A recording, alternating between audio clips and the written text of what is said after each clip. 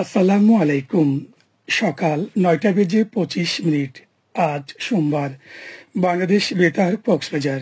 স্থানীয় খবরে স্বাগত জানাচ্ছি এস এম জসিম। কক্সবাজার শহরে একদিনে ২ জনের অস্বাভাবিক মৃত্যু হয়েছে।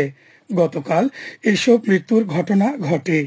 একটি শহরের মেরিন ড্রাইভস্থ বেইলি হ্যাচারির পিছনে এবং অন্যটি শহরের আসরঘোনা এলাকায়। বিকেলে মেরিন ড্রাইভে ঘুরতে গিয়ে ছিনতাইকারীর কবলে পড়েন নুরুল কাদের নামের এক ব্যক্তি। এ সময় ছিনতাইকারীরা তাকে ছুরিকাঘাত করে পালিয়ে যায়। স্থানীয়রা উদ্ধার করে কক্সবাজার সদর হাসপাতালে নিয়ে গেলে কর্তব্যরত চিকিৎসক তাকে মৃত ঘোষণা করেন। তিনি স্থানীয় একটি রেস্টুরেন্টে কর্মরত ছিলেন।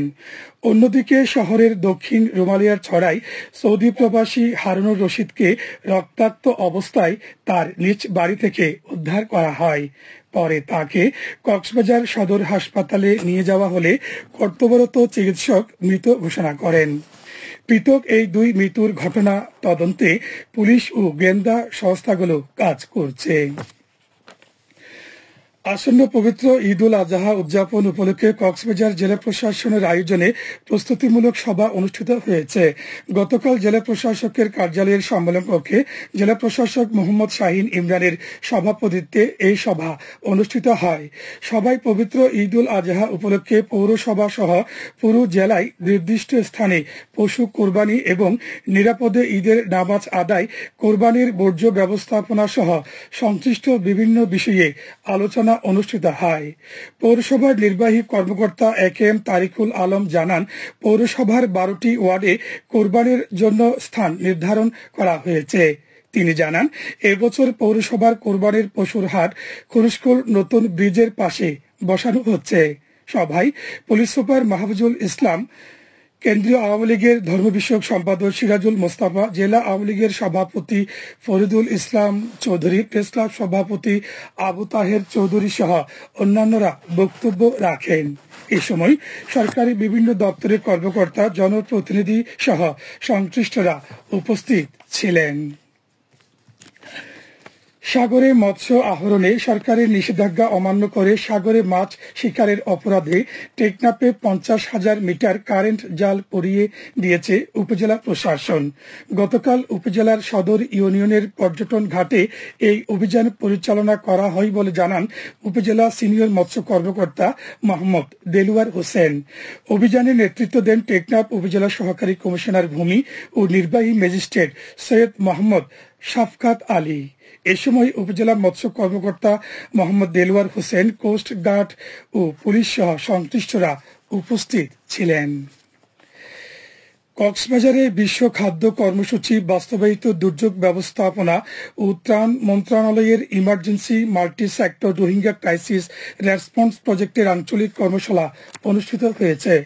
গতকাল শহরের একটি হোটেলের সম্মেলন কক্ষে অনুষ্ঠিত এই কর্মশালায় প্রধান অতিথি ছিলেন শরণার্থী ত্রাণ ও প্রত্যাবাসন কমিশনার মোহাম্মদ মিজানুর রহমান।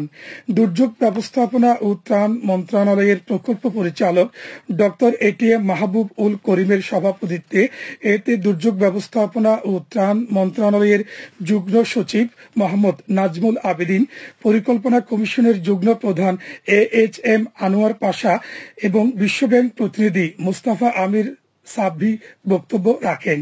এ সময় দুর্যোগ ব্যবস্থাপনা ও ত্রাণ মন্ত্রণালয়, দুর্যোগ ব্যবস্থাপনা অধিদপ্তর, RRC অফিস, জেলা প্রশাসন, বিশ্ব খাদ্য কর্মসূচি, INGO সহ সহযোগী সংস্থার প্রতিনিধিবৃন্দ উপস্থিত ছিলেন।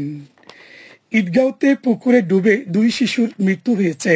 গতকাল ইউনিয়নের মালমুরাপাড়া হাফিজিয়া মাদ্রাসার পুকুরে তাদের ভাসমান লাশ পাওয়া যায়। নিহতরা হল পোকখালী ইউনিয়নের মালমুরাপাড়ার বাসিন্দা আদিবা মনি এবং ইসলামাবাদ ইউনিয়নের বোয়ালখালীর বাসিন্দা ইলমা মনি। ঈদগাঁও থানার অফিসার ইনচার্জ শুভরঞ্জন চাকমা জানান, সংবাদ পেয়ে পুলিশ ঘটনাস্থল পরিদর্শন করেছে। স্থানীয় চেয়ারম্যান রফিক আহমদ মৃত্যুর ঘটনা নিশ্চিত করেছেন। আবহাওয়া এখন জানিয়ে দিচ্ছি বাঁকখালী নদীর মোহনা ও সংলগ্ন এলাকার সামুদ্রিক জোয়ার ভাটার সময়সূচি। আজ জোয়ার শুরু হয়েছে সকাল ৬টা ৪০ মিনিটে, চলবে দুপুর 1:10 পর্যন্ত।